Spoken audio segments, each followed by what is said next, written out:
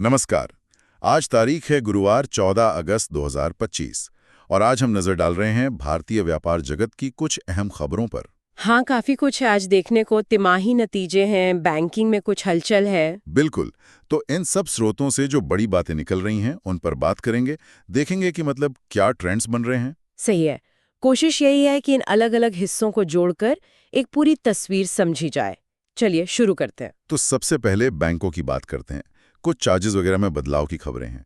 HDFC bank ने, मेरा मतलब है 1 अगस्त से, कैश ट्रांजैक्शन लिमिट्स हाँ, वो घटाई है बचत और सैलरी खातों के लिए, और मुफ्त चेक लीव्स भी कम किए हैं। अच्छा, और आईएमपीएस एनईएफटी चार्जेस भी बदले हैं।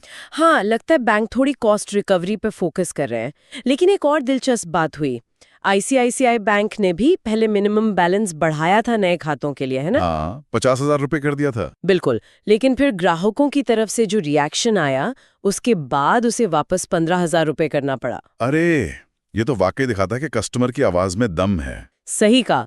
और अब एसबीआई भी वो 15 अगस्त से 25,000 रुपये से ज्यादा के ऑनलाइन आईएमपीएस पर एक छोटा सा शुल्क लगा रहा है। तो मतलब ग्राहकों को अब थोड़ा और ध्यान रखना पड़ेगा इन चीजों का। निश्चित रूप से। ये बैंकों के लिए वो संतुलन बनाने वाली बात है। कॉस्ट मैनेजमेंट और ग्राहक संतुष्टि के बीच देखना होगा आगे क्या होता है। चलिए, अब आते हैं कंपनियों के Q1 नतीजों पर। यहाँ तो मतलब काफी मिक्स सिग्नल मिल रहे हैं। कुछ ने बहुत अच्छा किया है, कुछ थोड़े पीछे रह गए। हाँ, ये अक्सर होता है। अर्थव्यवस्था के अलग अलग सेक्टर्स अलग अलग रफ्तार से चलते हैं। तो कौन से सेक्टर चमके? गेमिंग में नजारा टेक्नोलॉजीज, उनका मुनाफा तो आप देखिए 117.6% बढ़ा है, 51 करोड़ रुपए से ज्यादा। लगता है उनके जो अधिग्रहण थे वो काम कर गए। ओह, ये तो जबरदस्त ग्रोथ है। और Muthoot finance, gold loan money company, उनका कंसोलिडेटेड प्रॉफिट 65% बढ़कर करीब 1974 करोड़ रुपए हो गया। ये उनका अब तक का बेस्ट क्वार्टरली प्रॉफिट है। स्टॉक भी नए हाई पर पहुंच गया है। अच्छा, तो गोल्ड लोन और गेमिंग दोनों में मजबूती। मैन्युफैक्चरिंग साइड पर कुछ? हाँ, अशोक लेलैंड ने अपनी अब तक की सबसे ज्यादा तिमाही बिक्री की है, 44,000 यूनिट से ज्यादा। मुनाफा भी 13% बढ़कर 594 करोड़ रुपए हुआ। बढ़िया। कमर्शियल वाहनों की मांग मतलब अच्छी चल रही है। और तेल और गैस में भी अच्छी खबर है। इंडियन ऑयल कॉर्पोरेशन का प्रॉफिट 82.8% बढ़ा और बीबीसीएल का तो और भी ज्यादा, 103% बढ़ गया। ये तो बड़े उछाल हैं। रेवेन्यू भले ही फ्लैट रहा हो इंडियन ऑयल का, पर प्रॉफिटेबिलिटी सुधरी है। बिल्कुल, लेकिन जैसे मैंने कहा, तस्वीर पूरी तरह गुलाबी नहीं है। हाँ, कुछ कमजोर प्रदर्शन भी रहे होंगे। हाँ, जैसे दीपक नाइट्राइट केमिकल कंपनी, उनका मुनाफा 45% गिर गया, शेयर भी नीचे आया। ओह, केमिकल्स में शायद कुछ दबाव है। और सीएसबी बैंक के शेयर, वो नेट इंटरेस्ट मार्जिन यानी निम कम होने से पिछले 3 दिनों में करीब 18% गिर गए। तो साफ है कि रिकवरी एक समान नहीं है। कुछ खास सेक्टर्स जैसे आपने बताया, gaming, gold loan, commercial vehicle, सरकारी तेल कंपनियां, ये अच्छा कर रही हैं। पर केमिकल्स, कुछ प्राइवेट बैंक्स, वहां चुनौतियां हैं। सही कहा, सेक्टर स्पेसिफिक चीजों पर ध्यान देना जरूरी है। अच्छा, अब थोड़ा एनर्जी और टेक की तरफ चलते हैं। रिलायंस इंडस्ट्रीज ने एचपीसीएल से फ्यूल ऑयल खरीदा है, वो भी तब जब रूस पर अमेरिकी दबाव बढ़ रहा है। हाँ, ये इंटरेस्टिंग डेवलपमेंट है। शायद सप्लाई के नए सोर्स या डाइवर्सिफिकेशन की कोशिश हो सकती है। भू राजनीति और एनर्जी सिक्योरिटी, ये सब जुड़ा हुआ है। और एक बड़ी खबर है सोलर एनर्जी से।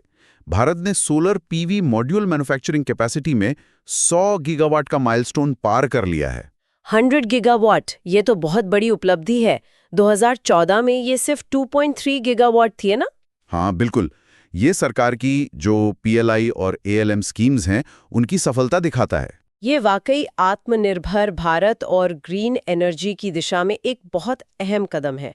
इससे घरेलू मांग पूरी होगी और शायद निर्यात के मौके भी बनेंगे। उधर आईटी सेक्टर में थोड़ी चिंताजनक बातें भी हैं।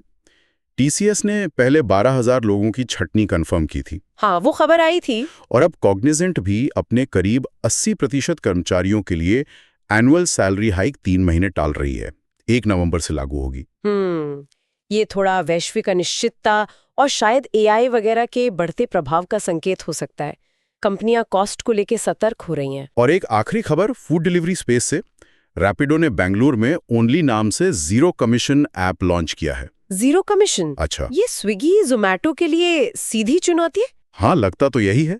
रेस्टोरेंट्स के लिए शायद ये आकर्षक हो। बिल्कुल हो सकता है। इससे कंपटीशन और बढ़ेगा इस मार्केट में। देखना होगा ये मॉडल कितना सफल होता है।